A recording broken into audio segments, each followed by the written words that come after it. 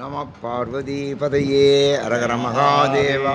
தென்னாடுடைய சிவனே போற்றி, எந்நாட்டவர்க்கும் இறைவா போற்றி. சிவா திருச்சிற்றம்பலம். சான்றோர்கள் மக்களே, பெரியோர்களே, தாய்மார்களே, பக்த கொடிகளே, இப்பொழுது நாம் காண்கிற பகுதி 29வது பதிகம் அருட்பத்து என்பதாகும். நம்மகிட்டலாம் பொருள் நிறைய இருக்குது, ஆனால் அருள் எவ்வளோ இருக்குன்னு யோசிக்கணும். பொருள் கணக்கு பண்ணலாம், அருள் கணக்கு பண்ண முடியாது. ரெண்டுக்கும் வித்தியாசம். அதை பொருளுக்கும் அருளுக்கும் என்னென்னா வித்தியாசம்னா, பொருள் அது ஒரு கணக்குக்கு உட்பட்டது, ஆனால் அருள் கணக்கு இல்லாதது. பொருளை ஒரு அளவுக்கு தான் நம்ம சேமிக்க முடியும், சேகரிக்க முடியும். அருள் என்பது அப்படி இல்லை, ஏராளமாக சேர்ந்து கொண்டே இருக்கும். இந்த அருள் காரியம்தான் இப்போ நம்ம திருவாசகம் படிக்கிறது, திருவாசகம் நடத்துறது, இந்த மாதிரி ராமாயணம் நடத்துறது, சாப்பாடு போடுறது, இதெல்லாம் அருள் சம்மந்தப்பட்டது. அருள் எங்கேருந்து வருது அப்படின்னா, பகவான்கிட்டேருந்து வருது, சிவருமான்கிட்டேருந்து வர்றது அருள். அவர் நமக்கு தர்றது அருள். நாம் அந்த அருளை பெற வேண்டுமானால் நம்ம பொருளை அவருக்கு கொடுக்கணும். நம்முடைய அறிவை அவருக்கு கொடுத்தா அவர் நமக்கு ஞானத்தை கொடுப்பார். நம்ம கொடுக்குறதும் இல்லை, வாங்குறதும் இல்லை. அவர் கொடுத்தா கொடுக்குறாரு, கொடுக்கா போட நம்ம வேலையை பார்த்துக்கிட்டு தர்றோம். இதுதான் மெட்டீரியல் வேர்ல்டுன்னு சொல்லுவேன். இந்த உலகத்தை மெட்டீரியல் வேர்ல்டுனா பொருள் சம்மந்தப்பட்டதாகவே எல்லாம் நடக்குதே ஒழிய அருளுக்கு முக்கியத்துவம் கொடுக்குற, அதெல்லாம் நீனே வச்சுக்கோங்கிறேன். அருள் கணக்குக்கு தெரியாது, கண்ணுக்கும் தெரியாது. அருளுக்கு என்ன இலக்கணம்னா, அது கணக்குக்கும் தெரியாது, கண்ணுக்கும் தெரியாது. பொருள் கண்ணுக்கும் தெரியும், கணக்குக்கும் தெரியும். இவ்வளோ ரூபா இருக்குது அப்படின்னு நம்ம சொல்லலாம். அதனால தான் இந்த பொருள் கண்ணுக்கு தெரிகிறதுனால அதுலேயே நம்ம கவனம் அதிகமாக போயிடுச்சு. அதுவும் இப்போ வர வர வர வர என்னென்னா, அருளே வேண்டான்ட்டேன், அருள் வேண்டாம் நீங்களே வச்சுங்க அப்படிங்கிறேன். அருளே வேண்டாம் அப்படிங்கிற கணக்கு வந்தாச்சு. பொருளையே நம்ம கவனித்து கொண்டிருக்கிறோம். அதனால தான் இப்போ இருக்கிற பிரச்சனைகள் பூரா, இப்போ நமக்கு விளைஞ்சிருக்கிற நிகழ்ச்சிகள், சிரமங்கள் எல்லாம். இந்த கொரோனான்னு ஒன்று வந்திருக்கு பாருங்கள், இன்னும் தீர மாட்டேங்குது. இன்னும் அடக்குமுறையில் உட்காந்துக்கிட்டு இருக்கோம். 8 மாதம் ஆச்சு அடங்கி வச்சுருக்கோம். இது ஒரு நோய் இப்படி நம்ம பார்த்தேன். எனக்கு 85 வயசாகுது, இப்படி ஒரு நோய் நான் பார்த்ததே கிடையாது. இப்படி சர்க்கார் இப்படி அடக்குமுறை பண்ணதே கிடையாது. ஆனால் அதெல்லாம் எப்படி வருது, ஏன் வருது, நம்ம கொஞ்சம் சிந்திக்கணும். அது பாட்டுக்கு ஏதோ இயற்கையாக வருதுனாலும் ஏன் இப்படி நடக்குது அப்படின்னு நம்ம சிந்திக்கணும். அதுதான் ஞானம். சிந்திச்சா ஞானம், சிந்திக்கலைன்னா அறிவு. நமக்கு போயிட்டு போகிறேன், இப்படி போகிறேன், அப்படி போனால் அறிவு. அதை சிந்திச்சா ஞானம். அந்த ஞானங்கிறது கடவுள்கிட்டே வர்றத, அது உள்ளேருந்து வர்றது. அறிவுங்கிறது கற்பித்து வருகிறது, பாடம் படிக்கிறது, சொல்லிக் கொடுக்கறது, பின்பற்றுறது, இதெல்லாம் அறிவு. ஞானங்கிறது அதுவாக வரும். இப்போ நான் பேசுகிறேன்னா இதெல்லாம் என்னுடைய படிப்புனாலேயோ அறிவுனாலேயோ இல்லை, இந்த ஞானத்தினால தான் நம்ம பேசுகிறோம். அதான் இன்ஸ்பிரேஷன் சொல்கிறது. இன்ஸ்பிரேஷன்னா ஞானம் தானே, அதான் ஞானோதயம்னு சொல்லுவார். அப்படி நமக்கு வரணும். அருள் இருந்தால் அது வரும். அருளுக்கு ஞானம் முக்கியம், ஞானத்துக்கு அருள் முக்கியம். இந்த ரெண்டும் ஒன்று பின்னி பிணைந்தது. அதனால தான் அந்த காலத்தில், பழைய காலத்தில் இருந்துச்சோன்னு குளிக்க சொல்லி, விபூதி பூச சொல்லி, கோயிலுக்கு போய் சொல்லி, பூ எடுக்க சொல்லி, சாமிக்கு போட சொல்லி, கோயிலை சுற்றி வர சொல்லி, பெரியவர்களுடைய பேச்சை கேட்க சொல்லி, சத்சங்கத்தில் ஈடுபட சொல்லி, இப்படியெல்லாம் நம்ம வெளிப்படுத்தினார். இப்போ அதுக்கெல்லாம் ஆள் கிடையாது. கோயிலே பூட்டி கிடக்கு. சர்க்காரே கோயிலை பூட்டிவிட்டேன், இன்னும் திறக்கலை. பாக்கியெல்லாம் திறந்துட்டேன், கோயிலை இன்னும் திறக்கலை. இப்போ நாங்கள்லாம் பாத யாத்திரை போகணும். தேவகோட்டையிலேருந்து திருச்செந்தூருக்கு 47வது வருஷம் போகணும். சித்திரை மாதம் போயிருக்க வேண்டியது, ஆனால் இன்னும் போக முடியல. அவன் ஆர்டர் போட்டது. இந்த ராமாயணமெல்லாம் நடத்தலாம், 100 பேரை வச்சு நடத்தலாம்னு ஆர்டர் போட்டதுனால நம்ம தொடங்கலாம். அதனால் கோயிலெல்லாம் பூட்டி வச்சுருக்கேன். கோயிலை திறந்த ஏற்பாடு தான் கொஞ்சம் கொரோனாவும் குறைஞ்சிருக்கு, அது சந்தேகம் கிடையாது. இந்த ராமாயணமெல்லாம் சொன்ன ஏற்பாடு ரொம்பவே குறைஞ்சிருக்கு. அதெல்லாம் நமக்கு பிரத்யட்சமாக தெரியுது. ஆனால் இதுக்கு கணக்கு கிடையாது. இதெல்லாம் அருள் சம்மந்தப்பட்டது. இப்போ அவன் ஒரு கருவி வச்சுருக்கேன், அந்த கருவி வச்சுக்கிட்டே நம்ம டெஸ்ட் பண்ணிட்டேன். இவ்வளோ பேருக்கு பாதிக்கப்பட்டிருக்கு, இவ்வளோ பேர் உள்ளே போயிருக்கேன், இவ்வளோ பேர் சேர்த்து போயிட்டேன் அப்படின்னு ஒரு கணக்கு வச்சிட்றேன். ஆனால் பெரும்பகுதி நம்ம திருவாசகத்தில் சொல்லியிருக்கிறபடி, யானையே போய், என் நெஞ்சும் போய், என் அன்பும் பொய்ன்னு பாடினார். பொய் தான். இந்த பொய்யை அந்த காலத்தில் 3 விதமாக சொன்னேன். பொய்னா சாதாரண பொய், அதெல்லாம் நம்ம சொல்கிறது. பெரிய பொய், ரொம்ப பெரிய அளவில் சொல்கிறது பெரிய பொய். 3வது புள்ளி வரம்னு சொன்னேன். இந்த புள்ளி வரமே ஒரு பொய்ன்னு அந்த காலத்தில் எழுதி வச்சுருக்கேன். புள்ளி வரம் ஒரு பொய். அவன் சொல்கிற புள்ளி வரங்கள் நீங்கள் கேட்டீங்கன்னா நமக்கே பிரமிப்பாக இருக்கும். அதெல்லாம் பொய். பெரும்போது அரசாங்கத்தில் சொல்கிற புள்ளி வரும், இராணுவத்தில் சொல்கிற புள்ளி வரும், வெளிநாட்டில் ஆக்கா சொல்கிற புள்ளி வரும். இதெல்லாம் புள்ளி வரத்தில் பொய் சொல்கிறதுக்குனே வச்சுருக்கேன். ஜெர்மனியில் ஒருத்தனை கோயபல்ஸ்னு ஒருத்தனை மந்திரியாக வச்சுருந்தேன். ஹிட்லர் யுத்த காலத்தில் கோயபல்ஸ்னு பேர். அவனுக்கு என்ன வேலை தெரியுமா? பொய்யே சொல்கிறது தான் அவனுக்கு வேலை. ரேடியோவில் பொய்யா சொல்லிக்கிட்டு இருப்பேன். சர்ச்சில் ஒரு நாள் அவனுடைய பிரதம தளபதியை கூப்பிட்டு, என்னப்பா அது இந்த இடத்துல நம்ம படம் தோற்று போச்சுன்னு அவன் சொல்லிக்கிட்டு இருக்கேன் அப்படின்னா, அதை கேட்காதீங்க, நீங்கள் கேட்டீங்கன்னா அப்போ நீங்களே மாறிடுவீங்க. அவன் பொய்யே தான் சொல்லுவேன், நம்ம அங்கே ஜெயிச்சுக்கிட்டு இருக்கோம், ஆனால் அவன் தோற்று போனதா சொல்லிக்கிட்டு இருக்கேன் அப்படின்னு சொன்னேன். புள்ளி விவரங்கள். அதனால் உலகமே பொய்மயமானது. இந்த பொய்மயமானதுக்கு பொருளாதாரம் கை கொடுக்கும், ஆனால் மெய்மயமானதுக்கு பொருள் கை கொடுக்காது, அருள் தான் கை கொடுக்கும். இதுதான் வித்தியாசம். நீங்கள் தெரிஞ்சுக்கணும், பொருளுக்கு அருளுக்கு என்ன வித்தியாசம். பாருங்க, அருட்பத்துனே பாடியிருக்காரு. இவ்வளவு பாட்டுமே அருள் தான். திருவாசகத்தில் 51 பதிகமும் 658 பாட்டும் அருளை பற்றியதான். ஆனாலும் இதுக்கு ஒரு ஸ்பெசிஃபிக்காக ஒரு 10 பாட்டு பாடியிருக்கிறாரு, அருள் 10. எதுவும் திருப்பெருந்தூர்லாம் சொல்லியிருக்கிறாரு. இந்த பதிகம் பூரா, இந்த திருவாசகம் பூரா நீங்கள் பார்த்தீங்கன்னா சிவபெருமானுடைய பெருமையை சொல்லியிருக்கோம். சிவபெருமானை போற்றியே பாடியிருப்பார். முதல்ல சிவபெருமானை போற்றணும். புகழ்மின், தொழுமின், பூப்புனைமின்னு சொன்னார்னு சொன்னல, மூணு சொல்லியிருக்கார் நமக்கு இலக்கணம். புகழ்மின், முதல்ல அவரை புகழணும், அதை பாட்டு பூரா புகழ்கிறதேன். தொழுமின், அப்புறம் அவரை வணங்குறது. புகழ்மின், தொழுமின், அப்புறம் பூப்புனைமின். பூ, இந்த கனாமலாச்சி எங்கள் வீட்டுக்கு வரவெல்லாம் இப்போ பெட்டி நிறைய பூ கொண்டு வந்துடுறா. அவங்க வீட்டில் பூக்குது பாரிஜாத பூ. இங்கே வந்தாலும் பாரிஜாத பூ தான். நம்ம சாமிக்கு அள்ளி அப்படி 2 கைனாலே அள்ளி நான் சாமிக்கு போடுவேன். எனக்கு ரொம்ப சந்தோஷமாக இருக்கும். 2 கைனே அள்ளி பூ போடணுங்க. எங்கே ஒத்தையாக போடுறோம் நம்ம. என்ன காரணம் என்ன, அவ்வளோ பூ அள்ள முடியலை. ஒரு பூவாக நம்ம போடுறோம். இங்கே வெங்கடாஜலபதி கோயிலில் போய் பாருங்கள், மாலை கட்டியிருப்பேன், இத்தனை பெரிய மாலை கட்டியிருப்பேன். அப்போ எத்தனை வடம் கட்டியிருப்பேன். நம்ம ஒரு வடம், ஒரு சரம் கட்டுறதுக்கே நமக்கு பூ இல்லை. அவன் அவ்வளோ பெரிய பூ. ஏன்னா அந்த பூவெல்லாம் நந்தவனத்தெல்லாம் அந்த காலத்தில் வச்சு பாதுகாத்தார்கள். அவ்வளோ பூ பூத்துச்சு, அது சாமிக்கு போட்டார்.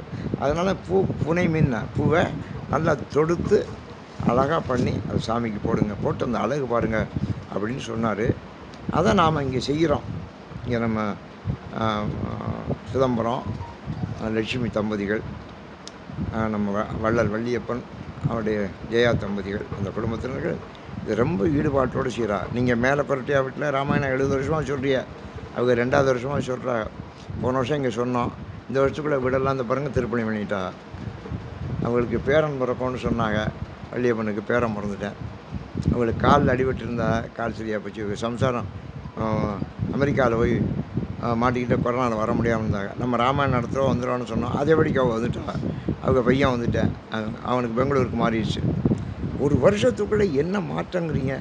இதெல்லாம் நம்மளால் சிந்திக்க முடியுமா, செயல்படுத்த முடியுமா? கொஞ்சம் ஒரு செகண்ட் நீங்கள் யோசிச்சு பாருங்கள். இதெல்லாம் நம்ம சிந்திக்க முடியாது, செயல்படுத்த முடியாது. ஒரு காலில் அடிபட்டு கிடக்க வர முடியலை, எல்லா நிகழ்ச்சிக்கும் வருவார். நான் சொன்னேன், அதெல்லாம் ஒன்றும் இல்லையா, உங்களுக்கு நிறைய கண்ணீர் அது காலில் தான் வந்து இறங்கும். கண்ணீர் கால் வழியாக தான் கழியும். இப்போ கார் வச்சுருக்கோம், காருக்கு கண்ணீர் வந்துச்சுன்னா கார் கண்ணாடி தான் உடையும். கார் கண்ணாடி உடஞ்சிச்சின்னா கண்ணீர் விலையிருச்சுன்னு அர்த்தம். இதெல்லாம் நமக்கு தெரியறதில்லை. அதனால் கண்ணீர் கழியணும். இப்போ அவருக்கு நீங்கள் நம்ம ராமாயணம் நடத்துகிறோம், நீங்கள் நடந்துக்கணே. இப்போ ராமாயணம் நடக்கிற ஒரு ஓடுறாரு, நடக்கலை, என்னை விட அவர் தான் வேகமாக ஓடுறாரு. அப்போ கடவுள்னு ஒருத்தர் இருக்கார், அவருடைய கருணை நமக்கு பாயுது, அருள்னு அதுக்கு பேர். அந்த அருள் பொழியுதுங்கிறத நமக்கு தெரிஞ்சுக்கணும், அனுபவத்தால் உணரணுமே ஒழிய சொல்லி தெரியறதில்ல. சொல்லி தெரியறதுங்கிறது வேறு. காங்க்ரீட்டாக இருந்தால் தான் சொல்லி, இந்த வீடு சின்னத்தனா வீடு அப்படின்னா காங்க்ரீட்டாக இருக்குன்னு நமக்கு தெரியுது. காங்க்ரீட்டாக இருக்கிறதெல்லாம் நமக்கு தெரியும். பெருசாக இருக்கலாம், பருமமான பொருள் அது தெரியும். ஆனால் நுட்பமானது இது. அருள் என்பது நுட்பமானது, பொருள் என்பது காங்க்ரீட்டாக உள்ளது. மக்கள் எப்படி இருக்காங்க, கடவுளை காட்டுங்களேன். கடவுளை எங்கே காட்டுறது? இப்போ இந்த வைரஸ் வந்திருக்கு, கொரோனா, அந்த வைரஸை காட்ட முடியுமா? காட்ட முடியும். ஆனால் எல்லாம் நம்புகிறானே. ஆரம்பத்தில் இந்த வைரஸ் வந்தோடனே டிவியில் காட்டினேன், லிஃப்ட்டுக்கிட்ட போகிறேன், லிஃப்ட்டில் ஒருத்தர் கொரோனா இருக்குது, அவள் தொட்டுட்டு போகிறா, அது சிவப்பாக காட்டுறேன். அப்புறம் அடுத்தாப்பில் போய் பட்டன் தொடுறேன், தொட்ட உடனே அது சிவப்பாகுது, இது தொடுது, இவ கொரோனா அப்படின்னு படம் காட்டினேன். அவன் லிஃப்ட்டில் ஏறுறதை விட்டுட்டான் தெரியுமோ இந்த படத்தை பார்த்த உடனே. காரணம் என்ன? அவ்வளோ வேகமாக அப்படி பரவுதுன்னு காட்டினேன். அப்படிலாம் பரவலை. அந்த கொரோனாவுடைய இயல்பு என்னன்னு தெரியாமல் அவன் படம் முடித்து காட்டினேன்.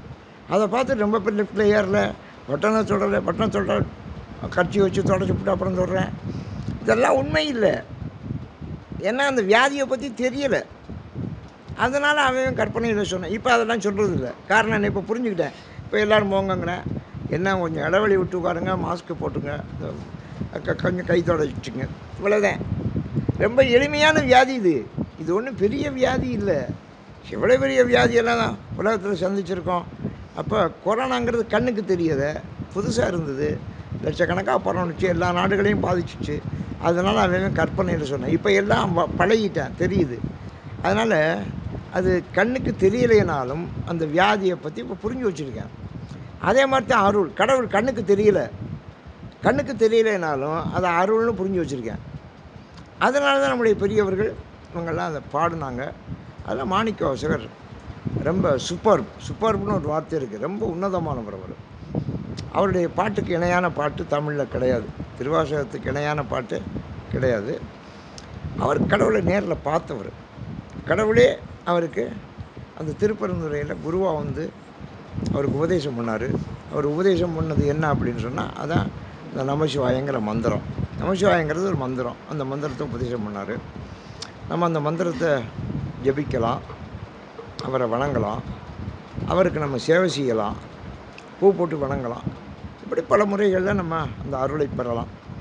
அருளை பெறுகிற போது முதல்ல அவருடைய பெருமையை சொல்கிறார். முதல்ல நீங்கள் எங்கே போனாலும் ஒருத்தரை பற்றி அறிமுகப்படுத்துகிறவர் அவருடைய பெருமைகளை சொல்லணும். அதான் நம்ம புகழ்மென். ரொம்ப பேர் பெருமைகளை சொல்கிறேன் இல்லை, புகழை சொல்கிறேன் இல்லை, பொறாமப்படுறேன். ஒருத்தர் புகழ் வந்தால் அடுத்தவன் பொறாமப்படுறேன். இந்த பொறாமைங்கிற குணம் இருக்குது பாருங்கள், அது முதல்ல தீரணும், அது நீங்கணும். அதுக்கு பகவானுடைய அருள் ரொம்ப முக்கியம். இதுதான் நமக்கு மாணிக்கவாசகர் சொல்கிற பாடம். அவரை எப்படியெல்லாம் புகழ்கிறார் பாருங்கள்.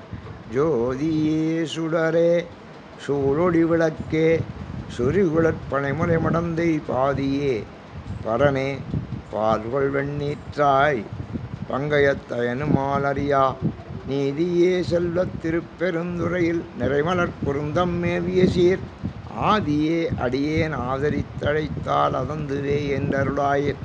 ரொம்ப தாவந்திரியமாக பாடுறார். ரொம்ப எங்கள் தாயார் சொல்லுவார், தாவந்திரியமானு சொல்லுவார்.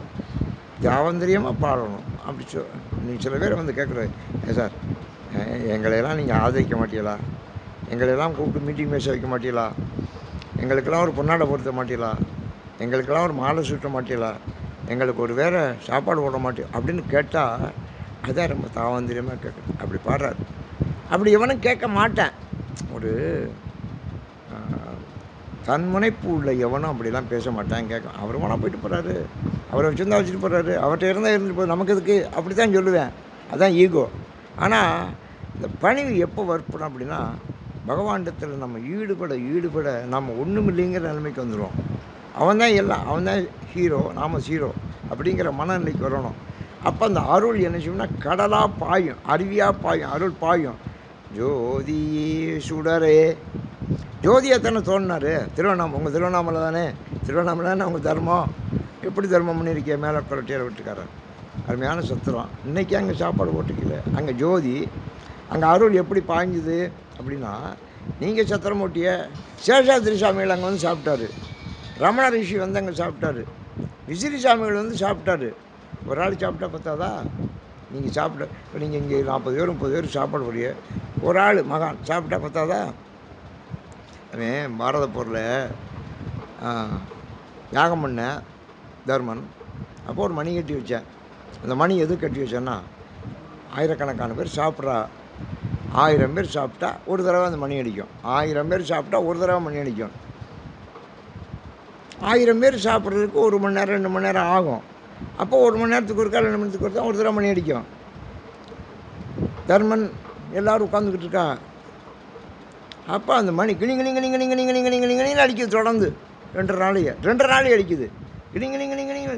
இவங்க எல்லாம் அரசை விட்டு ஓடுறேன். யாரா அது, இவ்வளோ பேர் எங்கடா சாப்பிட்டேன், எவ்வளோ லட்சக்கணக்கான பேர் சாப்பிட்டா தானே இப்படி அடிக்கும்.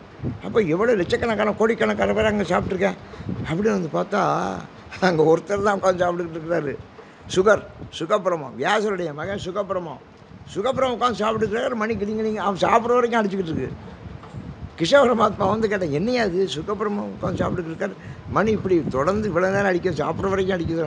உனக்கு சுகப்பிரமத்தை பற்றி தெரியாதுடா, வியாசருடைய பிள்ளைடா, பெரிய பிரம்மாடாவே, இதுதான் ஆதி பிரம்மடாவே, அதான்டா அவன் ஒரு ஆள் சாப்பிட்டது இத்தனை லட்சம் கோடிக்கணக்கான பேர் சாப்பிட்டதுக்கு சமம்டா அப்படின்னு அவர் சொன்னார்கள்னு நம்ம சரித்திரத்தில் மகாபாரதத்தில் படிக்கிறோம்.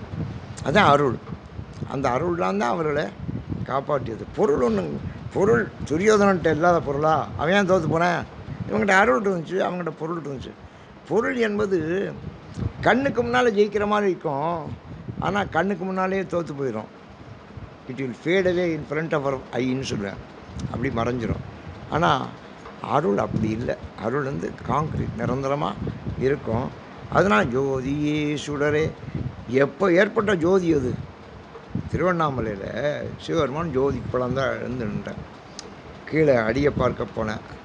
திருமால் பன்றியாக தோண்டிக்கிட்டே போகிறேன். மேலே போகிற பிரம்மா, அவர் அன்னமாக போகிறாரு. அவன் முடியையும் பார்க்க முடியலை, இவன் அடியை பார்க்கல. எங்கே பார்த்தாலும் ஜோதியாக இருக்குது. அதனால தான் ஜோதியனார். ஜோதினா வெளிச்சம்னு அர்த்தம். சுடர்னா அந்த விளக்கில் இருக்கு பாருங்க, சுடர், அதான் சுடர். சுடருக்கும் ஜோதிக்கு என்ன வித்தியாசம்னா, ஜோதி நிறைஞ்சிருக்கும், சுடர் ஒரு இடத்துல இருக்கும். அந்த ஜோதியை நம்ம பார்க்கலாம், தொடலாம், ஒன்றும் பண்ணாது. ஆனால் சுடரை தொட முடியாது. தொட்டால் சுட்டுப்படும் சுடர். அந்த சுடர் தான் ஜோதியை தர்றது. சுடர் இல்லாமல் ஜோதி இல்லை. சுடர் தான் ஆரம்பம். அதனால் ஜோதியே அப்படின்னாரு, அது விரிவை காட்டுது. சுடரேனாரு நுட்பத்தை காட்டுது. சிவபெருமான் பரந்த ஜோதியாகவும் இருக்கார், சிறிய சுடராகவும் நுட்பமாகவும் இருக்கிறார். ஜோதியே சுடரே சூழொளி விளக்கே. ஒளியை பரப்புகிற விளக்குங்க இருங்க, திருவிளக்கு. நம்ம முதல்ல விளக்கு தானே ஏற்றுறோம், திருவிளக்கு. ஏன் விளக்குன்னு சொன்னான்னா, தினம் விளக்கணுங்கிறக்கு தான். நம்ம வீட்டில் இருக்க விளக்கெல்லாம் விளக்காமே இருக்கும், ரொம்ப காலமாக இருக்கும். நம்ம அதைத்தான் விளக்குன்னு சொல்லுவோம். விளக்குனா தினம் விளக்கணும். அதுக்கெல்லாம் ஆள் கிடையாது இப்போ, சரிதா? அதனால் நான் என்ன செய்கிறது தெரியுமா? எங்கள் வீட்டில் இருக்க விளக்க, அதுக்கு ஒரு துணி வச்சுருக்கேன், அதை தொடச்சி போட்டு ஒரு தண்ணி ஊற்றி எண்ணெயை ஊற்றிடுவேன். அது விளக்க சொன்னால் யாரை விளக்க சொல்கிறது? உங்களுக்கு வேறு வேலை இல்லைம்பா. அவங்க 1000 வேலை வச்சுக்கிட்டு இருக்கா. விளக்குறதுக்கு என்னால் விளக்க முடியாது. அதனால் என்ன செய்வேன், அதை துணி வச்சு நல்லா தொடச்சி விட்டு அதுக்கப்புறம் எண்ணெயை ஊற்றி விளக்கு. இது விளக்குறதுக்கு நான் கண்டுபிடிச்ச மெத்தடு இது. இப்படி ஒவ்வொன்றை கண்டுபிடிச்சிக்கணும். அது விளக்கு சுத்தமாக இருக்கணும். அதுக்கு தான் சூழொளி விளக்கே. விளக்கு ஏற்றியாச்சுன்னா அது சுற்றி ஒளி இருக்கும். விளக்குக்கு என்ன வித்தியாசம்னா, இப்போ நம்ம ஒரு பால் அங்கே வைக்கிறோம், ஒரு இனிப்பை வைக்கிறோம், அது சுற்றி எறும்பு இருக்கும், பார்த்துருக்கீங்களா? சுற்றி எறும்பு இருக்கும், ஒன்று சுற்றி ஒன்று இருக்கும். அதே மாதிரி விளக்கை வச்சாச்சுன்னா சுற்றி ஒளி இருக்கும்.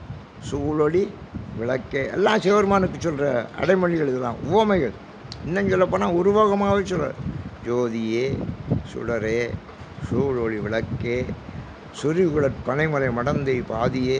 பார்வதியினுடைய பாதியை கொடுத்துட்டார்ல. அதனால் என்ன கருத்துனா, எல்லாத்தையும் திருப்பி சொல்லுவார்.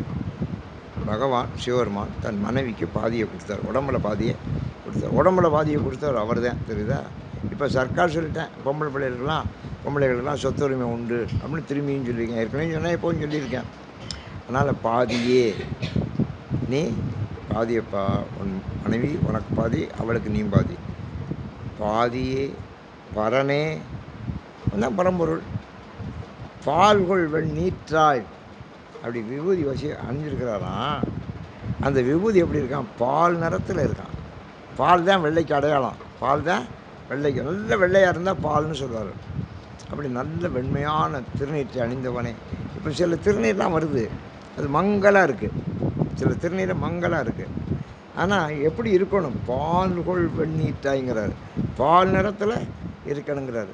இந்த வெந்நீர் எதில் செய்கிறாங்க அப்படின்னா, இந்த கன்றுக்குட்டியினுடைய சாணத்தினுடைய அதான் முட்டையாக இருக்கும், அதை எடுத்து அதை ஏற்றி அதை புகை போட்டு அதை எடுத்தால் ஆரம்பத்தில் பார்த்தா அது மங்கலாக இருக்கும். அதை பிரித்து பார்த்தா உள்ள வந்து ரொம்ப வெள்ளையாக இருக்கும். அதுதான் அந்த காலத்தில் வெந்நீர் செய்த முறை.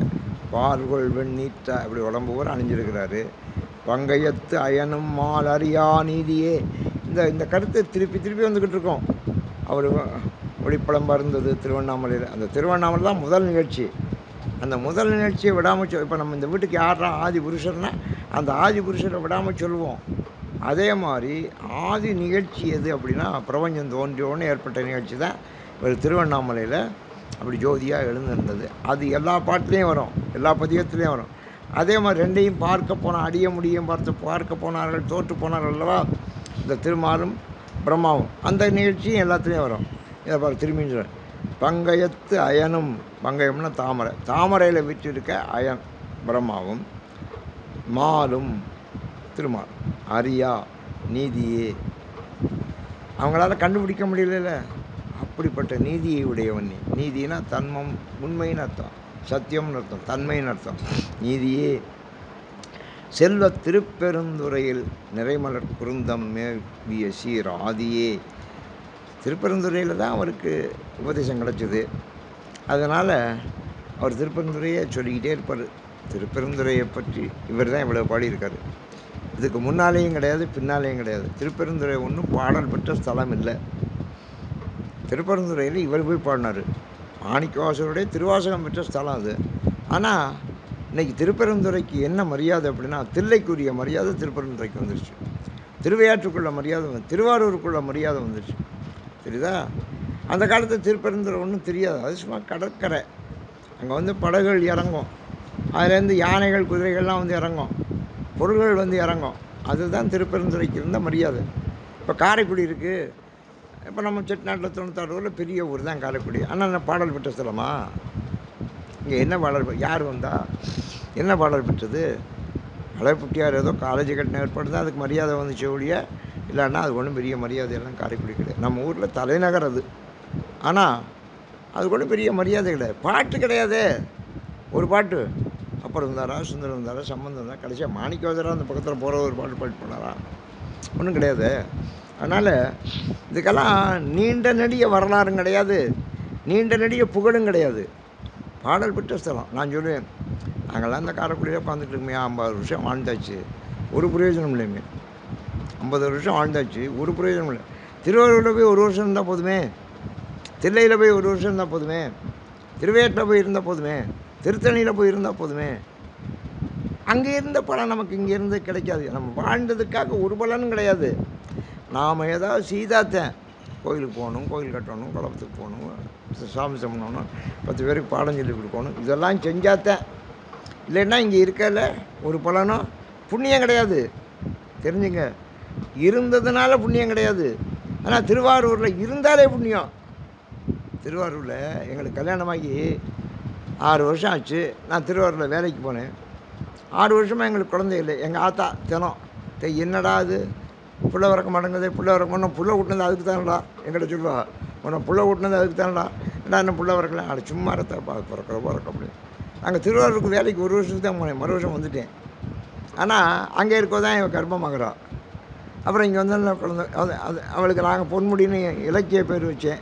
எங்கள் ஆத்தா கமலான்னு தான் பேர் வச்சா. ஏன்னா கமலாவுடைய திருவருளால் பிறந்த பிள்ளைடாது, அதனால் கமலான்னு அவள் கமலான்னு கூப்பிடுவா. எங்கள் ஆத்தா வச்சிடலாம் மாப்பிள்ளையும் கமலான்னு தான் கூப்பிடுவாள், நாங்கள் தான் பொன்முடின்னு கூப்பிடுவோம். அப்போ அந்த ஊரில் போய் நம்ம 1 வருஷம் இருந்தோம்ல, அதுக்கு ஒரு பெரிய பலன் கிடச்சிருத்தீங்களா? அதான் புண்ணியம், அதான் அருள். ஆனால் நம்ம ஊரில் நம்ம எவ்வளவு தான் இருந்தாலும் இருந்ததுக்காக ஒரு புண்ணியம் கிடையாதுங்க. இப்போ நீங்கள்லாம் ராமாயணம் நடத்துறீங்க, புண்ணியத்தை நீங்கள் சம்பாதிக்கிறீங்க. புண்ணியம் வந்து உங்களுக்கு அது இயற்கையாக வரல, அது தெரிஞ்சுக்கொண்டீங்க. புண்ணியங்கிறது இயற்கையாக வரணும், இருந்தாலே வரும். நீங்கள் ஒன்றும் செய்யணும், சும்மா இருந்தாலே வரும். பாவம் பண்ணாமல் இருந்தால் போதும். அதான் புண்ணியங்கிறது. புண்ணியத்துக்கு அவ்வளோ மரியாதை உண்டு, தெரியுதா? நான் சொல்லேன், புருஷார்த்தமும் இல்லை புண்ணியமும் இல்லைடா. நீ செய்கிற காரியம் ஒன்றும் புருஷார்த்தமும் இல்லை புண்ணியமும் இல்லைம்மா வாழ்க்கையில். புருஷார்த்தம்னா பணம்.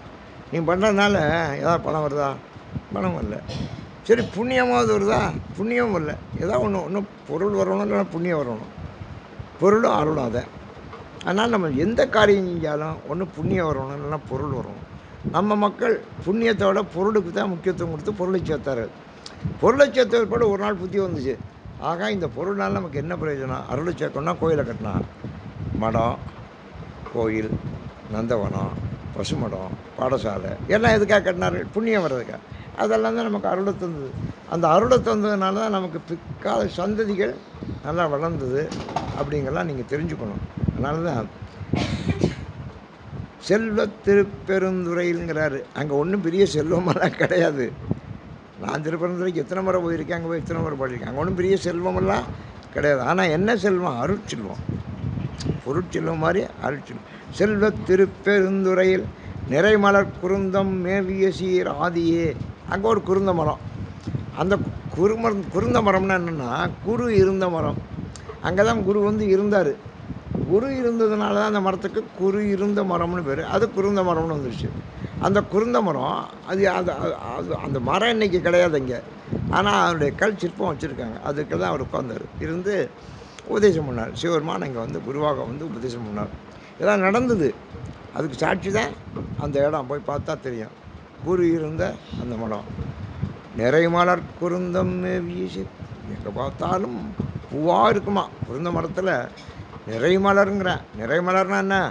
எங்கே பார்த்தாலும் பூவாக இருக்கும். இந்த கொன்றை மலர் அப்படித்தான் எனக்கு சிவபெருமானுக்கு அப்படி கொன்று தொங்கும். அப்படியே பூ மாலையை தொகுத்து போட்ட மாதிரி தொங்கும். அப்படி பூ இருக்கணும். ஒரு மரம்னு சொன்னால் பூ இருக்கணும். அது தெரிஞ்சுங்க. மரம்னு சொன்னால் பூ இருக்கணும். பூ இல்லைன்னா அது மரமே கிடையாது. ஒரு பிரயோஜனம் கிடையாது. அதே மாதிரி பெரியவர்கள்ட்ட இருந்தால் ஞானம் இருக்கணும். அவர்கள் நமக்கு ஞானத்தை கொடுத்து கொண்டே இருக்கணும். நிறைமலர் குருந்தம் மேவிய சீர் ஆதியே, நீ தானேப்பா முதல்ல அங்கே வந்து உட்காந்த.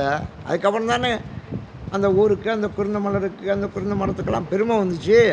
அதான் ஆதி. இந்த கட்டடம் கட்டியிருக்காங்கன்னா இதுக்கு ஒரு ஆதி புருஷர் இருந்தார்ல, அவர் தானே எங்கேயோ சம்பாதிச்சு சாமான் எடுத்து கொண்டாந்து தேக்கு மரமாக வச்சு இங்கே பாருங்க எந்த அழகாக கட்டியிருக்காரு. இதில் இவ்வளோ கை போட்டுக்காரு பாருங்கள். இந்த பக்கம் இவ்வளோ கை, அந்த பக்கம் அவ்வளோ கை. இந்த பத்தியில் 4 பக்கம் கை போட்டுக்காங்கல்ல. இந்த கையெல்லாம் விட சிறப்பான கை எது தெரியுமா? இந்த மூலக்கை தான். இந்த மூலக்கை இருக்கு பாருங்கள், மூலக்கை. இந்த மூலக்கைக்கு தான் மரியாதை அதிகம், தெரியுதா? இதை மட்டும் தேர்ந்தெடுப்பார். அது கை மொத்தத்தில் வாங்கிடுவாங்க, அடிச்சிடுவேன். ஆனால் அந்த மூலக்கை அப்படி அடிக்க முடியாது. இந்த மூலக்கை மட்டும் தேர்ந்தெடுக்கணும். கோயிலில் கொடிமரத்துக்கு மரம் தேர்ந்தெடுக்கலாம் பாருங்கள். ஒரு கோயிலில் மரம் தேர்ந்தெடுக்கிறது கொடிமரத்துக்கு தான். 40 அடி நீளம், வெடி விற்கப்படாது. அதை கொண்டாந்து வச்சு அதை சுற்றி தங்கத்தினாலே தகடு போட்டுருவேன். அந்த கொடிமரத்துக்கு அவ்வளோ மரியாதை. அந்த கொடிமரத்தில் நான் கொடி ஏற்றுவேன். எத்தனை வருஷத்துக்கு கொடிமரம் பாதுகாப்பாக இருக்குது. கொடிமரம் தேர்ந்தெடுப்பார். அது மாதிரி இந்த மூலக்கை இருக்குவார். இங்கே பேர் மூலக்கைன்னு பேர். இந்த மூலக்கை அப்படி வாங்கும். இப்படி இருக்கும் அந்த மூலக்கை. இந்த கையெல்லாம் அதில் வந்து சேரும், அந்த கையெல்லாம் சேரும். அது தாங்கணும், அவ்வளோ வெயிட்டையும் தாங்கணும். அதுதான் தாங்கிறது. ஏந்தல்னு பேர். தாங்கிறதுக்கு பேர் ஏந்தல்னு பேர். அது ஏந்து நிற்கிது. இப்படி இருந்தால் ஏந்துறது தானே. கை ஏந்துறது இப்படி தானே. கை ஏந்துறோம். அந்த கை அப்படி அதுவும் கை தான் பேர். அது ஏந்தும். அது ஏந்துறதுனால இந்த பக்கமும் அடிப்பேன், அந்த பக்கம் அடிப்பேன். அது அவ்வளோ ஏந்திக்கும். இப்போ கம்மாயிலேயே நீங்கள் பார்த்தீங்கன்னா, கம்மாய்ங்கிறது எதுனா தண்ணி வந்து விழுகிறது. அந்த தண்ணி ரொம்பிருச்சுன்னா அது ஓட ஆரம்பிக்கும். ஓடுறது பக்கத்தில் இன்னொரு கம்மாய் இருக்கும். அந்த கம்மாய்க்கு பேர் அது கம்மாயின்னு இல்லை, அது ஏந்தல்மே. அந்த தண்ணியை அது ஏந்திக்கும். ஏந்துறதுங்கிறது இப்படி, விழுகிறதுங்கிறது இப்படி. கம்மாயில் வந்து தண்ணி இப்படி விழுகும். அது தண்ணி பெருகி வெள்ளம் வந்துச்சுன்னா அடுத்த ஊரில் இருக்க கம்மாய் ஏந்திக்கும். அது இது ஏந்துறது, அதான் கை ஏந்துறது. அதனால் இதுக்கு பேர் ஏந்தல்னு பேர். இப்படி கை மூலக்கைன்னு பேர். இந்த மூலக்கைக்கு அவ்வளோ மரியாதை உண்டு. ரொம்ப பேருக்கு மூலக்கை தெரியும். இப்போ மூலக்கை பழுதாக போச்சுன்னா நம்ம ரிப்பேர் பண்ணுற கஷ்டம். தச்சன்னு சொல்லிடுறேன், பொள்ளாச்சியிலே பார்த்து எடுத்துகிட்டு வாங்க சார் அப்படின்றேன். பொள்ளாச்சிக்கு போகணும் இதெல்லாம் எடுக்கிறதுனா. மூலக்கை அவ்வளோ விசேஷமான கை. ரொம்ப பேருக்கு அந்த வீட்டினுடைய அமைப்பே தெரியுது இல்லைங்க. வீட்டில் என்னென்னு வச்சு கட்டியிருக்காங்கன்னு தெரியுதில்ல. அவ்வளோ அப்படி பாக்ஸ் பண்ணிட்டேன் பார்த்தீங்களா, அவ்வளோ சீல் பண்ணிட்டாங்க. எவ்வளோ பலகை, தேக்கம்பலையை வச்சு வீடு பூரா சீல் பண்ணியிருக்கானே. இன்றைக்கி இவ்வளோ பலகை வாங்க, இன்றைக்கி இருக்கிற பலகை இன்றைக்கி வாங்க போனால் 40 லட்சம் ரூபா இருக்கும். இதில் இருக்கிற பலகை மட்டும் 40 லட்சம் ரூபா இந்த வீட்டில். இதை போட்டுக்க பாருங்க, எங்கேயெல்லாம் பலகை போட்டுக்க பாருங்க. இந்த பலகை மட்டும் 40 லட்ச ரூபா வரும். இந்த கை 40 லட்ச ரூபா வரும். மூலக்கையும் லட்ச ரூபா வரும். நமக்கு அதனுடைய மதிப்பு தெரியறதில்லை. இப்போ உங்கள் கூடலாம் என்ன எவ்வளோ மரம், எட்டவளவு மேலக்கொட்டை அவ்வளவு. அதனால் ஆதியேனா ஆதிக்கு எப்போதுமே மரியாதை பண்ணுங்க. இப்போ வருஷம் எடுத்து ஆரம்பிச்ச பாருங்க, அதுதான் ஆதி, அதுதான் தோற்றம். அது மாதிரி இந்த வீட்டை கட்டினார் பாருங்கள், அவர் தான் ஆதி. அதனால் அந்த குருந்தம், அந்த திருப்பெருந்துறை, அந்த மண், அதுக்கெல்லாம் மதிப்பு எப்போது ஆதியில் வந்தது. எப்போ இவர் வந்து உட்கார்ந்தார் பாருங்கள். யார்? சிவபெருமான் வந்து உட்கார்ந்தாருங்க. சிவபெருமான் வந்து உட்கார்றதுனா சாதாரணமாக ஒரு ஊருக்கு வந்து அது ஒரு மரத்துக்கு உட்காந்து அவருக்கு உபதேசம் பெறுறதுக்காக அவருடைய டீமே வந்துருச்சு. எப்போ டீமோடு வரும்னு சொல்லியிருக்கேன். அவருடைய டீம் தேவர்கள்லாம் வந்தாங்க. வந்து உட்காந்து அடியாரில் உட்காந்து கட்டுக்கிட்டு இருக்கா. அப்போ தான் இவர் வர்றார் அந்த ஊருக்கு. வரும்போது அவர் சொல்லிக்கிட்டு இருக்காரு, ஓம் நம சிவாய, ஓம் நம சிவாய, ஓம் நம சிவாய. இதை உபதேசம் பண்ணுறாரு. அது குதிரை வாங்க வந்த மந்திரி முதல் மந்திரி நம்முடைய மாணிக்கம் அவர் காதில் விழுகுது. அப்படி மாறிட்டாருங்க. ஒரு வார்த்தை உட்படுத்தணும் பின்னால் திருவாசகத்தில் சொல்கிறார், என்னை ஓர் வார்த்தை உட்படுத்து அப்படிங்க. ஒரே வார்த்தை தான், ஒரே வார்த்தையில் கை கொண்டுட்டார். அதான் நமச்சிவாயங்கிற மந்திரம். அந்த மந்திரத்தை சொன்ன ஊருது, நீ தான் ஆதி, இந்த ஊருக்கு ஆதியாக வந்தியே, ஆதியே அடியேன் ஆதரித்து அழைத்தால் நான் அடியன் தானே. இப்போ கேட்குறாரு பார்த்து, நான் அடியன் தானே.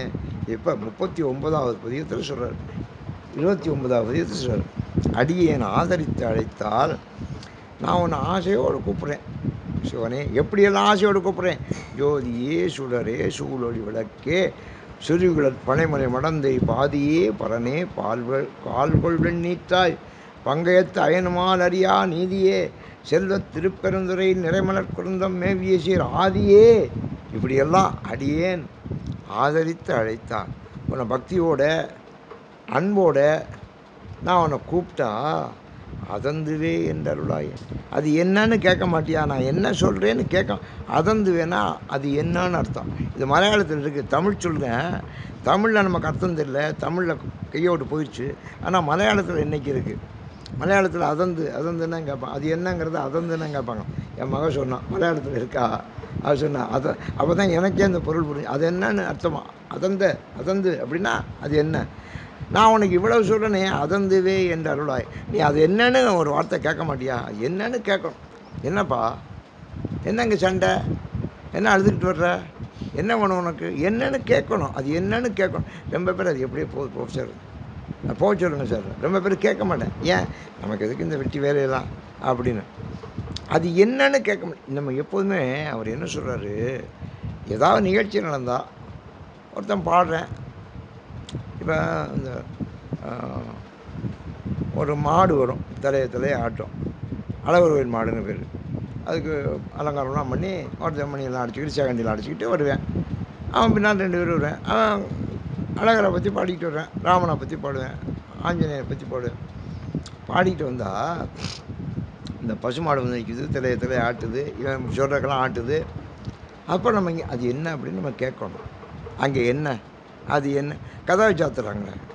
வீட்டுக்குள்ளே இருக்க என்ன சொல்கிற, கதவை சாத்துறான். ஏன் அவன் இதுக்குள்ளே வந்துட்டான்னா என்னன்னு கேட்பேன். நமக்கு இதுக்கு கதவை சாத்துறாங்க, கதவை சாத்துறான்னு சொல்லலாமா? வெளியில் ஒரு அருட்கொடை நடந்துக்கிட்டு இருக்கு. அப்போ அது என்னன்னு கேட்கணும், போய் பார்க்கணும். உனக்கு என்னப்பா வேணும்னு கேட்கணும். சாமி ஏதாவது துணி இருந்தால் கொடுங்கவேன். உடனே மூட்டில் இருக்க துணியில் ஒரு துணியை கொண்டு கொடுத்தா சந்தோஷப்பட்டு போயிடுவேன். அது என்னன்னு கேட்கணும். அது என்னன்னு கேட்டால் தான் நம்ம கொடுக்கணுங்கிற எண்ணம் வரும். கதவை சாத்துறான்னா இப்போ நம்ம வீடுகள் பூரா கதவு சாத்தியே இருக்குது. எங்கே நம்ம தப்பு பண்ணியிருக்கோம் பார்த்தீங்களா? அப்போ அருள் எப்படி உள்ளே வரும்? நம்ம பொருள் சம்பாதிக்கிறதுக்கு எங்கேயோ போயிருக்கோம். ஆனால் இங்கே ஒரு பொருள் இருக்குது, ஆதி பொருள் இங்கே இருக்குது.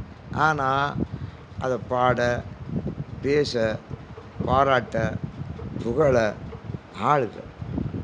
அதனால நம்ம வீடெல்லாம் கதவை பூட்டி சாவியை இப்போ என்ன செஞ்சாங்க, ஆளுக்கு ஒரு சாவி போட்டுக்கிட்டா. அந்த சாவி போடுற இடத்துல அவனுக்கு ஒரு சாவி போட்டுக்கிட்டேன். இதெல்லாம் நடந்து வச்சு தெரியுதா? சாவி போட போனால் போடக்கூடாது சாவி தெரியுதா? பங்காளிகள்லாம் நம்ம 4 வீட 4 சாவி போடணும், அவன் 5 சாவி போட்டுக்கிட்டேன். அவன் அப்புறம் அந்த சாவி இந்த வீடு எதுவும் கண்டுபிடிச்சி அவன் அதுக்கு ஒரு ஆளை வச்சுருப்பேன். இப்படியெல்லாம் நடக்குது. ரொம்ப பேருக்கு தெரியல. எங்கள் வீட்டில் சாவி போட அந்த வேலையை வச்சுக்கப்படான்ட்டு நான் சாவியை போட, அந்த ஒரு சாவி தான், முன்னோர்கள் 150 சாவி தான் இன்னும் எங்கள் வீட்டில் இருக்குது. அதுக்கெல்லாம் சாவியெல்லாம் போடணும். இங்கே வரட்டுமா பார்ப்போம் அப்படின்ட்டுருவேன். அதெல்லாம் போடக்கூடாது. சாவியாட்டா கொடுத்துட்டு போங்கடா, போய் வாங்கிட்டு போங்க. நீங்கள் போய் வாங்குறது கஷ்டமாக இருக்கான். வீடு இத்தனை பெரிய வீடு கட்டி வச்சுருக்கேன், இத்தனை பெரிய வீடு கட்டியிருக்கேன், அது தெரியலை, சாவி போடணுங்கிற. அப்போ எங்கெங்கே நம்ம மனநிலை போயிடுச்சு. ஆளுக்கு ஒரு சாவி. எங்கள் வீட்டில் ஆளுக்கு ஒரு சாவி போட்டாலும் அவன் கெட்டிக்காரங்கிறேன் சார். அவங்க ரொம்ப கெட்டிக்காரங்க சார், ஆளுக்கு ஒரு சாவி வச்சுருக்கான் சார். அவனோட கெட்டிக்காரன் ஆசாரி, அவன் ஒரு சாவி வச்சுருக்கான்டா, போய் பாடுறாமே. தெரியலைங்க நம்ம எங்கே தப்பு நடக்குதுன்னு இல்லை. சாவி போடுறது பெருசில். ஆதியே நீ தான் ஆதி. ஆதி யாருக்குங்குது? இந்த வீடு யார் கட்டினா? யாரோ கட்டினார் சார், இப்படி கட்டி போட்டு போயிட்டார். எங்களால் கூட்டவும் முடியல, அள்ளவும் முடியலைங்கிற. இப்போ இருக்கவெல்லாம் அதுதான் சொல்கிறேன்.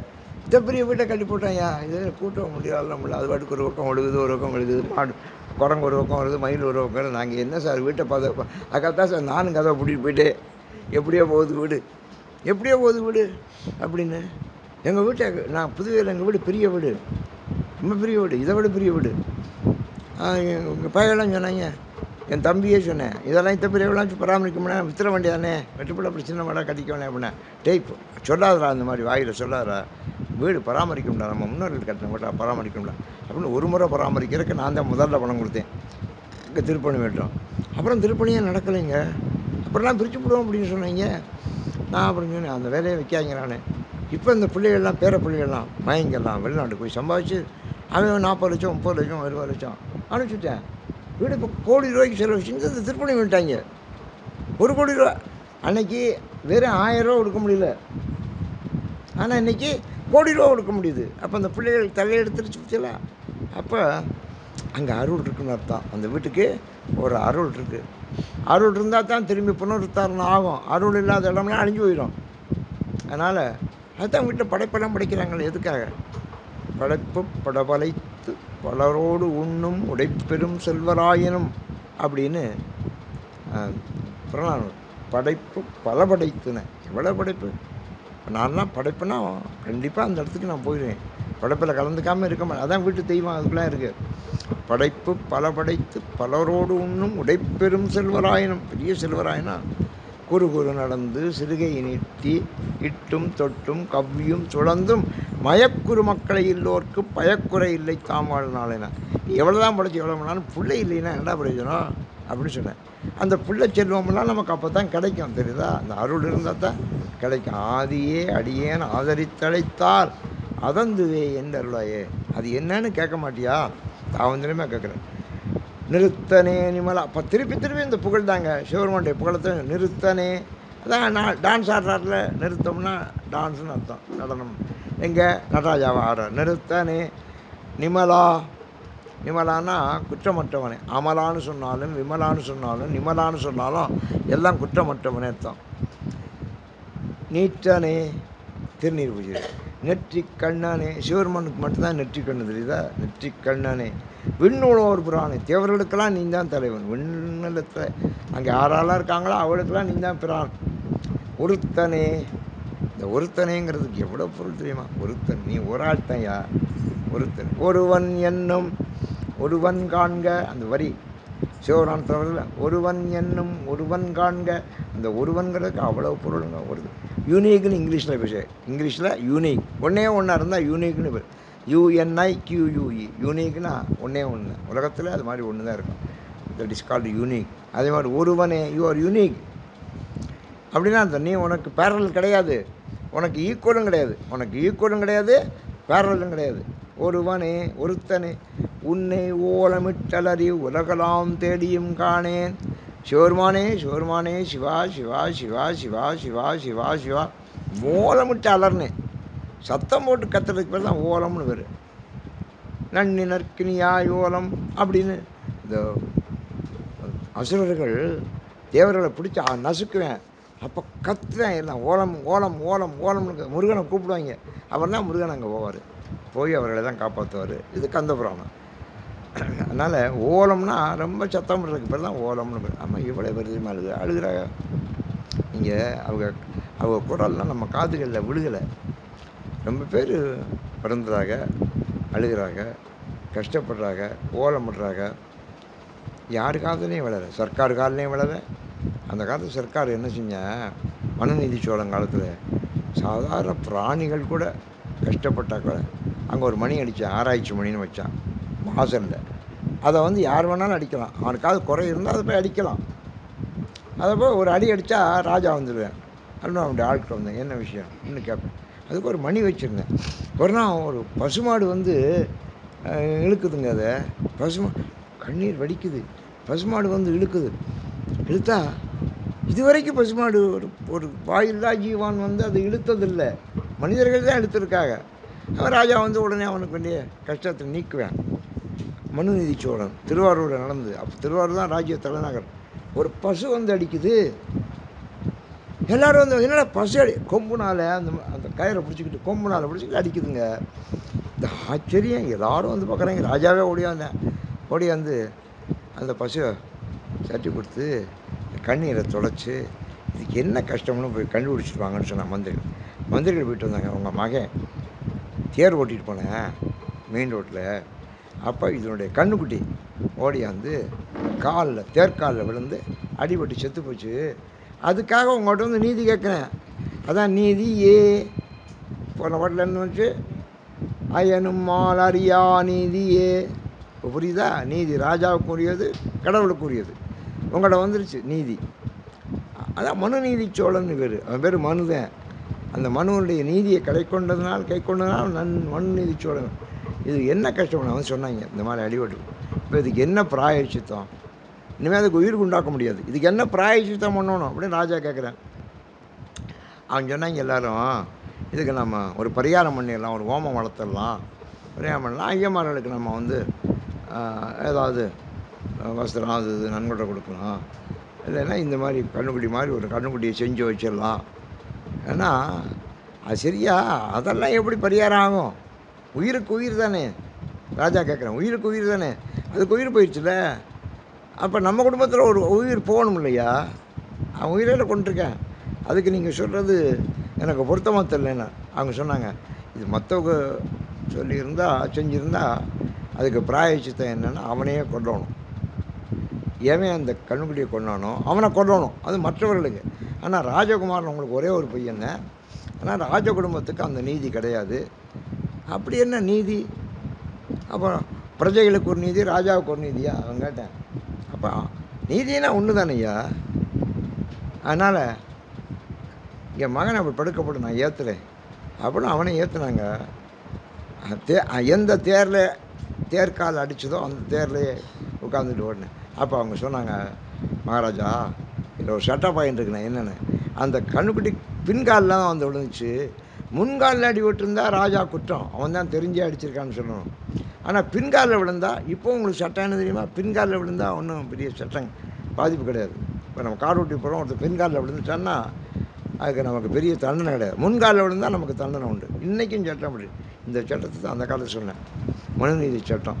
ஆனால் பின்காலில் விழுந்தேன், அதனால் நம்ம அவ்வளோ பெரிய தண்டனை கொடுக்க வேண்டியதில்லைன்னு வாதாடினேன் எல்லாரும். ஏன்னா ராஜகுமாரனை இழக்க தயாராக.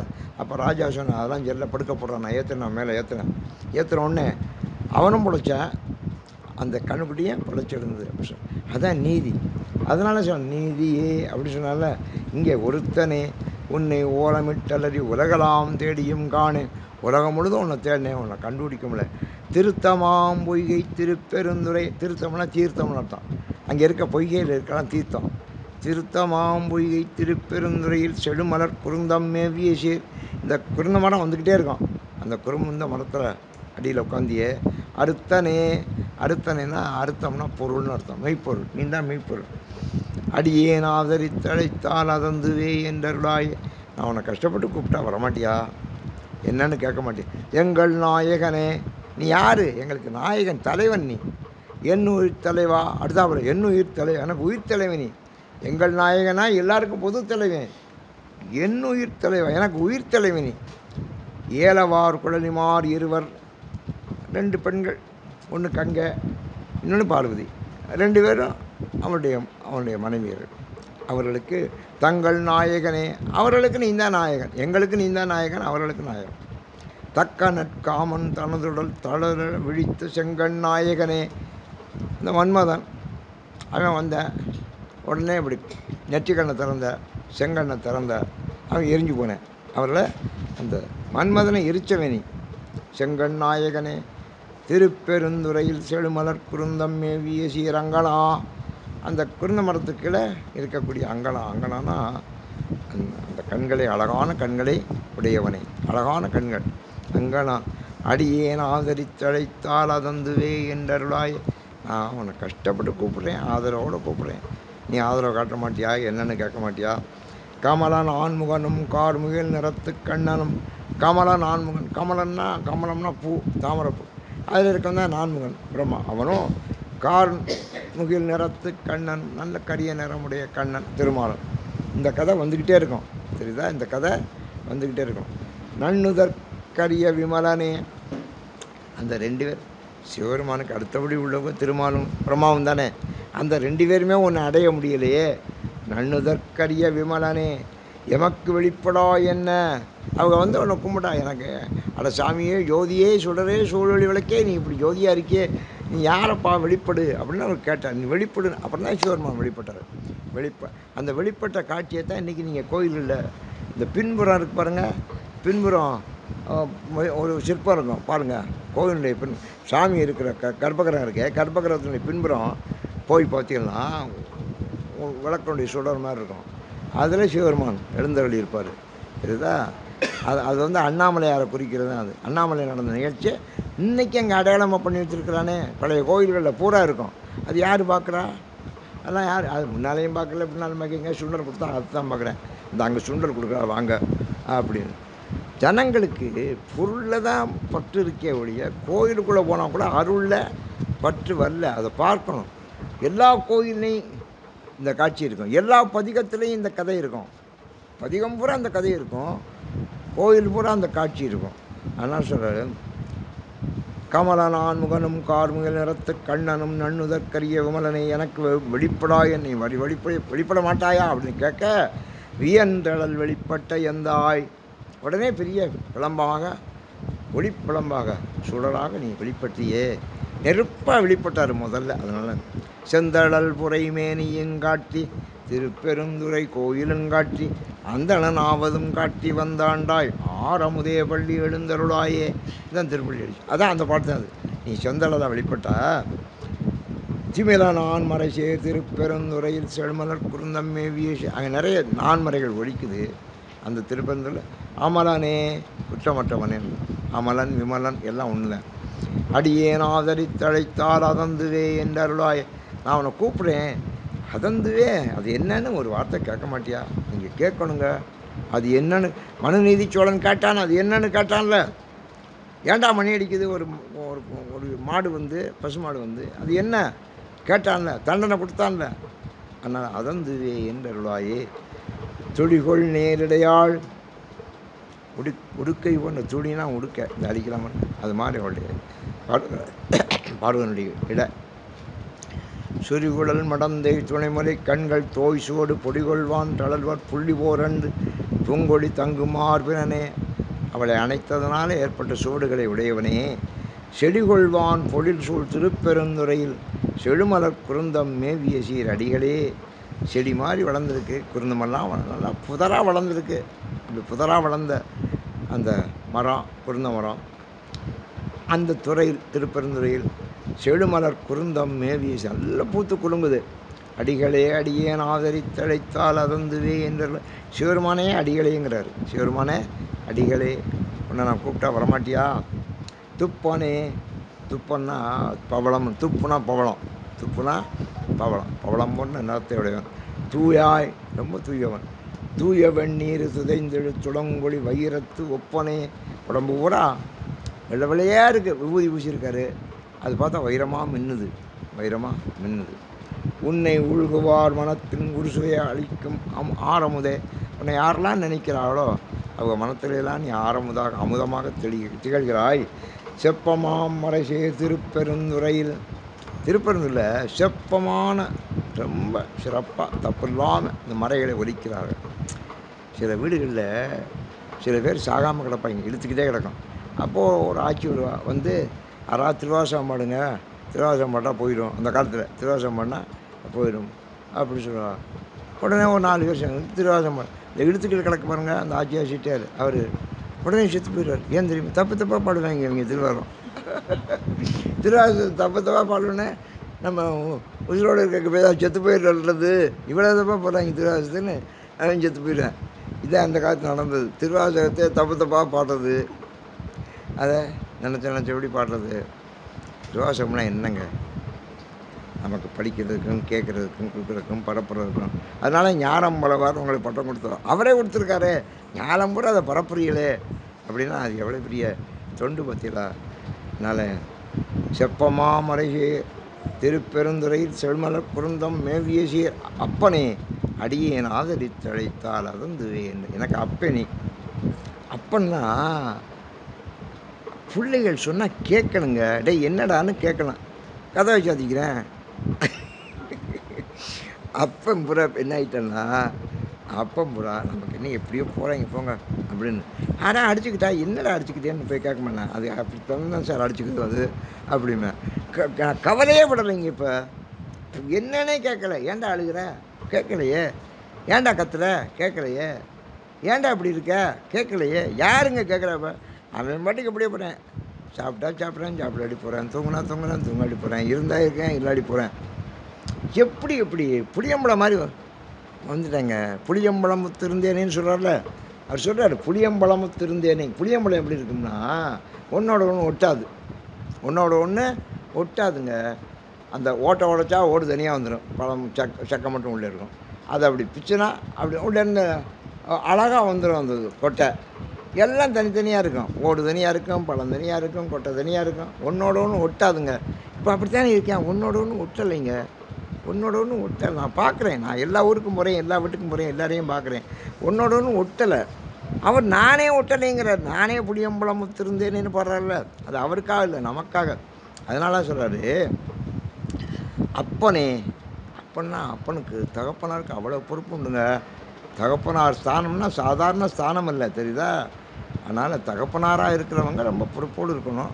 கடைசி வரைக்கும் கையில் கொஞ்சம் பணம் வச்சுக்கணும். அப்போ தான் பிள்ளைய தகப்பனார்களுடைய வைப்பேன். இல்லைன்னா தகப்பனார் பிள்ளைய எதிர்பார்க்கிறாப்புல வந்துடும். பிள்ளைய எதிர்பார்க்கல வந்தால் அது சரியாக வராது. அப்புறம் நான் பணம் அனுப்ப நிறுத்தி விடுவேன். அவன் புள்ள வந்து தகப்பனார் நான் அப்புறம் பணம் அனுப்புறத நிறுத்தி விடுவேன் அப்படிமே. அதனால் அந்த காலத்தில் இருக்குது. நீங்கள் அந்த காலத்தில் ஆயாக்கா ஐயாக்கா அப்பத்தா எல்லோரும் வச்சுருந்தாங்க வீட்டில். கடைசி வரைக்கும் அவ்வளோ பணத்தெலாம் சாப்பிட்டுட்டு இருந்தா, தெரியுதா? இந்த சீர்வரிசை வாங்கிட்டு போனாலே பொம்பளை பிள்ளைய, அதுக கூட சீர்வரிசைகளை பத்திரமா வச்சுருந்துச்சு, தெரியுமா?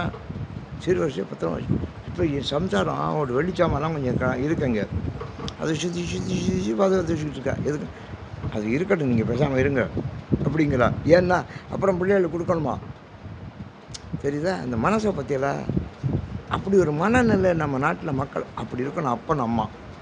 அப்பனே அடியேன் ஆதரித்தழைத்தால் அதந்துவே என்றருளா. அது என்னன்னு கேட்க மாட்டியா? முத்தனே முதல்வா. முத்தனேனா முத்தி தருவான். முதல்வா நீ தானே முதல்வன். முக்கணா 3 கண்ணுகள். முனிவா அவன் தான் முனிவன். மொட்டரா மலர் பறித்தரஞ்சி. எப்படி மலர் பறிக்கணுங்கிறாரு? மொட்டு மலர்றதுக்கு முன்னால் பறிக்கணும். அன்றைக்கே சொல்லியிருக்கேன். அதுதான் வியாக்கரபாதர் பொறிக்கால் கட்டால் மேலே ஏறினால் அந்த தேனி போய் அது தேன் எடுக்கங்காட்டியும் மொட்டு மலரங்காட்டியும் மொட்டு மலர்ந்தால் தேனி வந்துடும். தேனி வரப்படாது. மொட்டு மலர்ந்து அதுக்குள்ளே எடுத்துருவார் புலிக்கால். இப்படியே காலம் 5 மணிக்கு ஏறி. அதுதான் புலிக்காலை கேட்டார். புலிக்காலை கேட்டாருங்க அவர். எனக்கு வேறு ஒன்றும் வேண்டாம். எனக்கு நடராஜாட்ட புலிக்கால் தான். அதில் ஏறி நம்ம குடலையில் பூ எடுத்து வந்து சாமிக்கு போடுவார். மொட்டரா மலர் பறித்தரஞ்சி. எனக்கு காலையில் இங்கே பாரிஜாத பூ கொட்டு நான் பார்த்தேன். முதல்ல நான் வந்தாலும் பார்த்தேன். நான் பிறக்க ஆரம்பித்தேன். பிறக்காஞ்சோன்னா அவங்க ஐத்த வந்து பிறக்க ஆரம்பித்தார். அது ரொம்ப அருமையான பூ. நீங்கள் அந்த பூ தான் கொண்டாடுறீங்க. அருமையான பூ, மணக்கம். அது வீட்டுக்குள்ளே போட்டுட்டு கதவை சாத்திட்டோம்னா, சாமிக்கு போட்டு கதவை சாத்த திறக்கிறது கப்புன்னு ஆசை அடிக்கும். அதெல்லாம் மணக்கம். அதெல்லாம் நம்ம அனுபவிக்கணும். மொட்டரா மலர் பறித்தரஞ்சி. அப்படி மொட்டு மலராக பூத்துட்டா பூ வாசனை வந்துடும், தெரியுதா? மொட்டாக இருக்கும்போது மலர் மணக்காது. ஆனால் எப்போ பூவாகும்னா அந்த மொட்டை அப்படி விரியுது பாருங்கள், பூ படிச்சுன்னு வாசம் வரும். அதான் வாசம். அதுக்கப்புறம் அந்த வாசம் வராது. கொஞ்சம் கொஞ்சம் தான் வாசம் இருக்கும். இப்போ நம்ம செண்டு போடுறது பளிச்சுன்னு வாசம் இருக்கும். கொஞ்ச நேரம் கழிச்சா செண்டு போட்டதே தெரியாது, மறைஞ்சு போயிடும், வாசம் மறைஞ்சிடும். அது மாதிரி இந்த மொட்டு மலர் நேரத்தில் உள்ளது தான் பூன்னு பேர். மொட்டரா மலர் பறித்து இறைஞ்சி பக்தியாய் நினைந்து. இதான் ரொம்ப முக்கியம். ஒன்று நினைக்கிறோம், எப்படி நினைக்கணும்? பக்தியாய் நினைந்து. நீங்கள் பசிக்கிற போது எப்படி பசியோடு சாப்பிடணும். பசியோடு சாப்பிட்டா தான் ருசியாக இருக்கும். அது மாதிரி பக்தியோடு வழிபட்டால் தான் அந்த வழிபாட்டுக்கு பலன் உண்டு. சும்மா அப்படிங்க அது கொட்ட சொல்கிறாரு, அது முழுக சொல்கிறாரு, இதை பிடிச்சி வளர்க்க சொல்கிறாரு, இதுக்கு பூ போட சொல்கிறாரு, பூ பறிக்க சொல்கிறார். என்னையா இது இப்படிங்க வச்சா அதே வேலையாக இருக்குன்னா அது பக்தி இல்லை, அது வேலை. அது பக்தி இல்லை, அது வேலை. கைங்கரியம் இல்லை. கைங்கரியம் பண்ணணும், பக்தியோடு செய்யணும். இப்போ நீங்கள் நான் காலைல பார்க்குறேன், எல்லோரும் அவரை வேலையை பக்தியோடு செய்கிறிய. எனக்கு ரொம்ப சந்தோஷமாக இருக்குது. சார் இந்த வீட்டுக்கு வர்றதே இல்லை சார். நான் ஏன் வந்தால் கூட்ட சொல்லுவா, முழுக சொல்லுவா அப்படின்னா அதெல்லாம் பக்தியா? அதெல்லாம் பக்தி இல்லை. நான் போக சொல்லிடுவேன். அந்த மாதிரி ஆள்லாம் போக சொல்லிடுவேன், வேண்டான்ட்டு. பக்தியாய் நினைந்து பரவுவார் தமக்கு. பரவுறதுனா வணங்குறது, தெரியுதா? பரவுவார் தமக்கு பரகதி கொடுத்தருள் செய்யும். அவங்களுக்கெல்லாம் கதிமோட்சம் கொடுக்குறேன், வீடு பேர் கொடுக்குறேன். பக்தியினால் நீங்கள் ஈடுபாட்டோடு செய்யுங்க, அவன் பரகதி கொடுக்கும். சித்தனே நீ சித்தன். சித்தன்னா சித்துக்கள் சிவோன். எதையும் தர்றேன். செல்வத் திருப்பெருந்துறையில் செழுமலர் குருந்தம் மேவிய சீரத்தனே. அத்தன்னா தலைவன். குருந்தமரம் அந்த ஊருக்கு பெரிய சிறப்பு. அடியேன் ஆதரித்தழைத்தால் அதந்துவே என்று அருளாய். நான் அவனை கூப்பிட்றேன், அப்போ கூட அது என்னன்னு கேட்க மாட்டியா? திருப்பி திருப்பி அது என்னன்னு கேட்க மாட்டியா? மருளானேன் மனத்தை மயக்கர நோக்கி மறுமையோடு இம்மையும் கெடுத்த. நான் மயக்கமுடைவேன். மருளானேன்னா மயக்கமுடைவேன். என் மயக்கத்தை கெடுத்த நீ. மயக்கத்தை கெடுத்து எனக்கு என்ன கெடுத்த? மறுமையோடு இம்மையும் கெடுத்த. மறுமையிலையும் இம்மையிலையும் எனக்கு துன்பம் வராமல் கெடுத்த பொருளனே, மெய்ப்பொருளே. மறுமையும் கிடையாது, எனக்கு இம்மையே கிடையாது. அதான் வீடு பேர். புனிதா பொங்குவாள் அறமும் கங்கை நீ தங்கு செடையாய். உங்களோட ஒரு செடை இருக்குது, செஞ்சடை. அதில் கங்கையும் இருக்குது, அதில் பாம்பு இருக்குது. கங்கை இருந்தால் பாம்பு இருக்குன்னு தெரியுதா? தனி பாம்பு இருக்கும். ஒரு கங்கை அந்த கங்கையில் பாம்பு இருக்கிற சடையை உடையவனே. தெருளும் நான் மறைசேர் தெருள்னா தெளிவுன்னு அர்த்தம். தெளிவுடைய திருமறைகள், அதான் வேதங்கள் ஒலிக்கணும். திருப்பெருந்துறையில் செழுமலர் குருந்தம் மேவிய சீர் அருளனே. நீ தான் அருளன். அதனால தான் நீ கொடுக்குறது அருள். அருளன் தான் அருளை கொடுக்க முடியும். பொருளன் தான் பொருளை கொடுக்க முடியும். பொருள் இல்லாதவன் பொருளன் இல்லை, அவன் பொருள் கொடுக்க முடியாது. அந்த காலத்து ராஜாக்கள்லாம் எவ்வளவு கொடுத்துக்கிட்டு இருந்தாங்கிறீங்க? என்ன பொருள் இருந்துச்சு. இப்போ அந்த ராஜாக்களே மானியத்தை எதிர்பார்த்துக்கிட்டு இருந்தாங்க. இப்போ அதுவும் போயிடுச்சு. இப்போ ஒன்றும் கிடையாது. அவன் எதோ வியாபாரம் பண்ணிக்கிட்டு இருக்கான், ஹோட்டல் வச்சுக்கிட்டு இருக்கான். ராஜ மாளிகையெல்லாம் ஹோட்டலாக போச்சு. பொருள் இல்லை அவங்ககிட்ட. அதனால் பொருள் இருந்தால் பொருளை கொடுக்கலாம், அருள் இருந்தால் அருளை கொடுக்கலாம். நீ அருளனே. உங்கள்கிட்ட அருள் எவ்வளவு இருக்கியா? அருளனே. தெருளும் நான் மறைசேர் திருப்பெருந்துறையில் செழுமலர் குருந்தம் மேவிய சீர் அருளனே. நீ தான்ப்பா அருள். நான் திருப்பெருந்துறைக்கு போனால் தான் அருள் கிடைக்கும், தெரியுதா?